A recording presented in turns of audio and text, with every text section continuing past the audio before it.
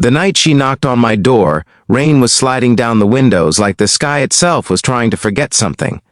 It was past midnight in a quiet neighborhood outside Asheville, North Carolina, the kind of place where nothing ever happens and nobody ever knocks that late unless it's bad news. I had just put my 6-year-old son, Caleb, to sleep after another long shift at the warehouse, and I was sitting alone at the kitchen table staring at unpaid bills when the knock came again. Soft, desperate, almost ashamed of itself. When I opened the door, I saw her standing there barefoot on the porch, soaked to the bone, mascara streaked across her pale cheeks. Her name was Hannah Collins. She had moved in next door 3 months earlier with her fiancé, a man who smiled too much in public and shouted too loudly in private. I had heard the fights through the walls we shared, sharp words cutting through the night like broken glass. But this time, there was no shouting, only silence behind her and fear in her eyes. Before the story continues, if you believe in kindness, in second chances, and in opening your heart even when it's been broken before, take a moment to like this video, share it with someone who needs hope, and subscribe to the channel.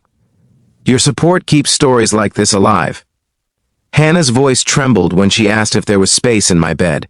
She didn't say it with seduction or shame. She said it like someone asking if there was space on a lifeboat. I understood immediately what she meant. She wasn't asking for romance. She was asking for safety. My first instinct was to protect Caleb. My second was to protect myself. I had already buried one love 3 years earlier when my wife, Grace, died in a car accident on Interstate 40. Since then, my life had been a narrow hallway. Work, home, fatherhood, survival. I didn't let people in. I didn't take risks. My heart felt like a house with the lights turned off. But as I looked at Hannah, shaking in the cold Carolina rain, I remembered what it felt like to stand alone in a hospital corridor after losing Grace, wishing someone would just say, "You don't have to carry this alone." No one had. And I had promised myself that if I ever had the chance to be that someone for another human being, I wouldn't turn away. So I stepped aside and let her in. I gave her towels. I made tea. I spread extra blankets across my bed and told her she could take it while I slept on the couch. She hesitated, as if kindness confused her more than cruelty ever had. She kept apologizing, saying she didn't want to be a burden, that she would leave first thing in the morning. But I told her there was no rush. Outside, thunder rolled across the mountains, and for the first time in years, my house didn't feel so empty. The next morning, Caleb met her with the blunt honesty only children possess. He asked why she looked sad and whether she liked pancakes. Hannah smiled for the first time since I'd seen her and said yes to both questions. Watching them sit at the small kitchen table together, powdered sugar dusting the air, something shifted inside me. The silence in my house had been heavy for so long that I hadn't realized how much I missed laughter echoing against the walls. Hannah stayed a few days at first, then a week. Her fiancé, whose name was Tyler, came by once, pounding on the door and demanding she return. I stood in the doorway, steady but calm, telling him she wasn't there for him to claim anymore. I expected a fight, but he only glared before walking away, pride wounded but powerless. That was the day Hannah cried in my arms, not because she loved him, but because she finally saw how small he had made her feel. The town whispered, "Of course."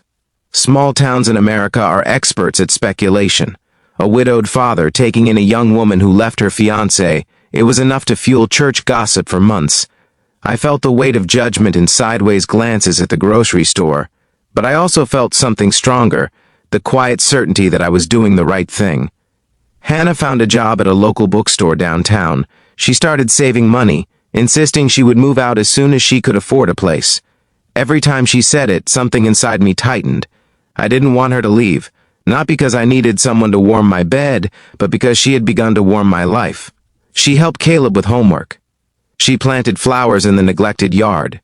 She cooked meals that filled the house with scents I hadn't realized I missed. But fear followed me like a shadow. I was terrified of loving again. Terrified that if I opened my heart fully, God would take it away like before. At night, lying awake on the couch while she slept in my bed, I would stare at the ceiling and argue with myself. Was I helping her, or was I just afraid of being alone? One evening, months later, I found her sitting on the porch swing, staring at the sunset bleeding orange across the Blue Ridge Mountains. She told me she had signed a lease on a small apartment across town. She said it with pride, but her eyes searched mine for something. Permission, maybe, or regret. That was when the truth hit me harder than any thunderstorm. I didn't want her to go, not because she needed me, but because I needed her. And not out of loneliness, but out of love. My voice felt unsteady as I reminded her of that rainy night when she had asked if there was space in my bed. I told her there had been. I told her there still was. Then I asked the question that had been building in my chest for months. Instead of asking if she would stay another week or another month, I asked if she would stay forever. The silence that followed felt eternal. I saw doubt flicker across her face, not about me, but about herself. She had been told too many times that she wasn't worth staying for. She had been taught that love was conditional and fragile. And then she did something I'll never forget. She reached for my hand and held it like it was something sacred, the kind of hold that says, "I trust you with my broken pieces." We didn't rush into marriage. We didn't make grand promises under fireworks. We simply chose each other, every day, in small ways. Hannah moved her things into the guest room first, then slowly back into my room, not as a refugee this time, but as a partner. Caleb began calling her his best friend. And 1 year later, in the same backyard where she had planted those first flowers, I asked her again, this time with a ring trembling between my fingers. She said yes with tears streaming down her face, not because she needed saving, but because she had found home.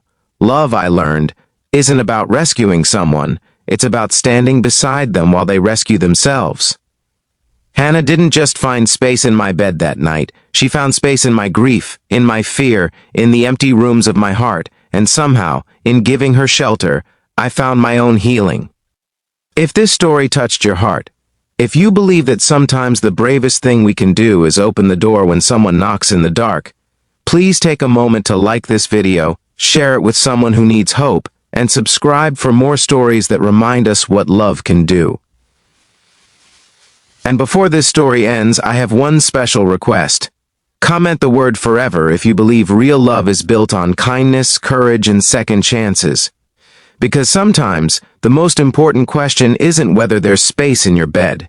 It's whether there's space in your heart. And that night in Asheville, when the rain fell like a second baptism, I realized something that changed my life forever. The door we open for someone else might just be the one that saves us too.